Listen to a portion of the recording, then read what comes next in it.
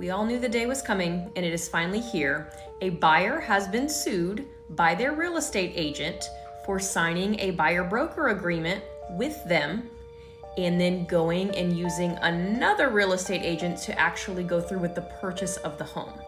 An arbitration award has been entered in favor of the original real estate brokerage who signed a buyer-broker agreement with that buyer, and the buyer's now going to have to pay up.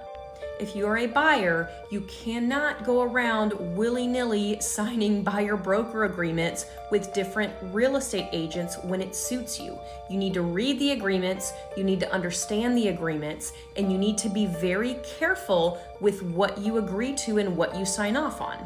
In the event you do enter into an agreement with a real estate brokerage, you need to make sure that you're not entering into any other conflicting agreements with other brokerages.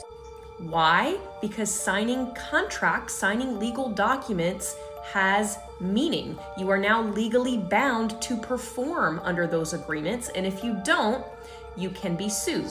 Buyer brokerage agreements have been around for decades. They weren't quite as popular as they are now, certainly because now they're required. But the whole premise that this is just the first time it's ever happened is actually kind of silly. It's been happening for decades where a brokerage can and will and has sued and collected under a legally binding contract. And the truth of the matter really comes down to the fact that the consumer should never, as she says, sign a legally binding contract with anyone, real estate agent, attorney, a painter to paint their house. You should never sign a legally binding agreement that you don't intend to be held to or held accountable for. We now have contracts that we sign with our clients to ensure that they understand the service we provide and what we charge for it. And when you partake in that service, under those terms, you need to be prepared to honor your side of the agreement. And if you don't, then you need to be prepared to be sued and to defend yourself as to why.